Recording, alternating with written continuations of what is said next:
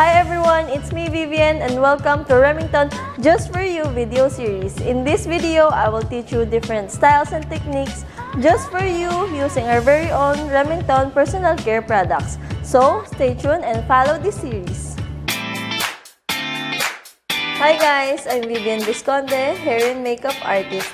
I've been doing hair and makeup professionally for the past 5 years and I'm here today to share with you different but easy to do hairstyles using this wonderful Remington brand of hairstyling tools in whatever looks you wish for, elegant formal, stylish rugged, or gorgeous casual.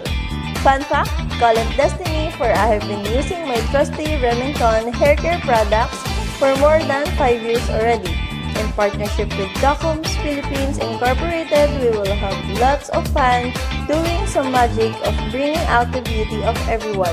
Yes, it can be done the Remington way. So, let's get started.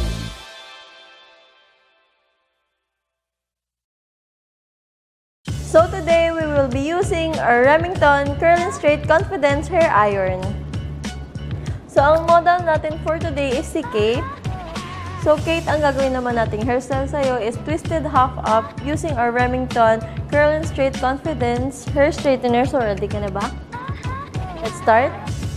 So, guys, pakita ko muna ang features and settings ng ating Remington Curl and Straight Confidence. So, first, yung button ng on and off niya is nasa loob. Ayan. Then, pakita ko sa inyo kung paano i-adjust yung temperature niya. So guys, as you can see, meron siyang lock button. That means hindi mo siya pwedeng galawin or hindi mo pwedeng baguhin yung temperature niya. Ang gagawin natin is press natin ng 3 seconds pababa. Ayan. And then pag nawala yung lock button, that means pwede na nating i-adjust yung temperature. And guys, meron din pala siyang heat-resistant na sleeve. So, perfect siya dito kahit medyo mainit pa yung ating Curl and Straight Confidence. So, press lang natin yung hinge lock, then lagay na natin. Yan. So, start na tayo. Gagawa lang tayo ng konting volume sa hair ni Kate before tayo mag-proceed sa ating main hairstyle. So, ang gagawin natin is first, i-straighten muna natin since medyo wavy pa yung hair niya. Detanggal muna natin yung hair niya, guys. Then, i-section natin siya into 3.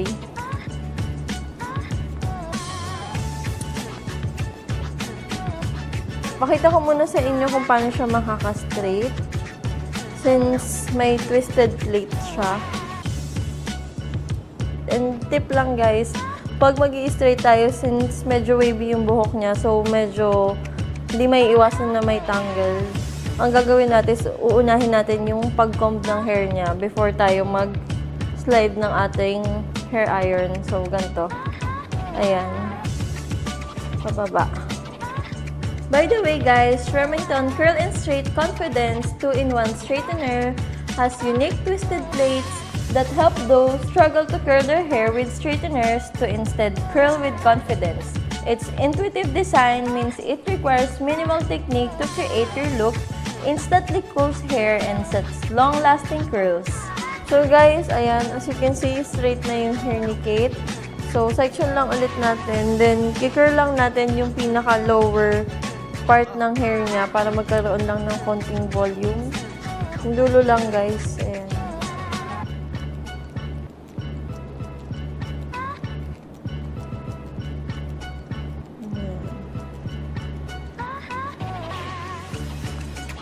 And then guys, ganun lang din yung gagawin natin hanggang sa kabilang section ng hair ni Kate.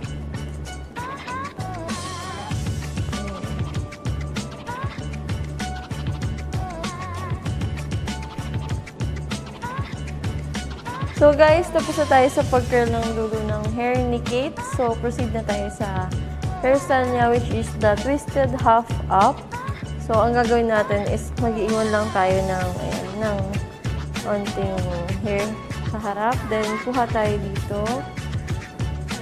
Ayan. And then, hatiin natin siya sa dalawa. Para to guys sa mga nahihirapan mag-braids or hindi marunong mag-braids.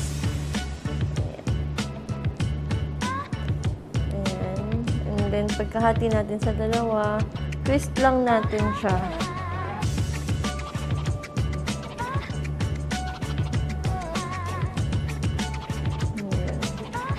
Palikod. Hatakin lang natin siya palikod, guys, para hindi siya magkaroon ng bump sa harap. Okay lang din kahit hindi siya masyadong tight since gagawin pa rin natin siya ng volume, which is hahatak-hatakin natin siya mamaya. Secure muna natin siya nito. Elastic band.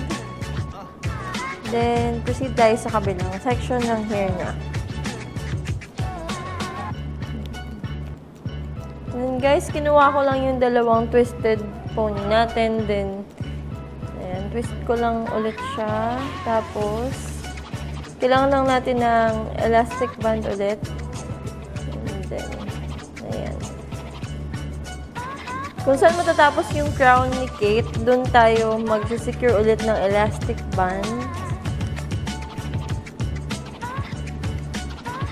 And then guys, dito na lang, tatanggalin na lang natin yung mga elastic band na nilagay natin kanina.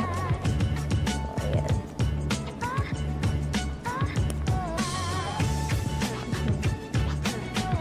So guys, ang gagawin lang natin is lalagyan natin ng onting volume yung ating twisted half up, which is ang gagawin natin is hahatak-hatakin lang natin yung mga small portions ng twisted hair natin.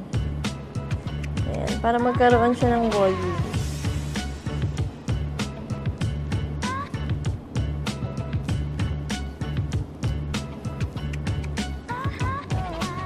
So guys, papakita ko lang sa inyo ang ating twisted half up.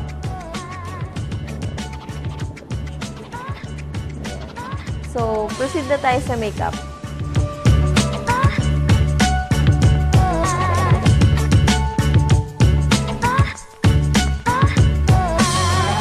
So guys, this is the final look for our twisted half-up hairstyle. Thank you for watching! Kahit simple lang ang pangarap ko, mahalin ang katulad mo.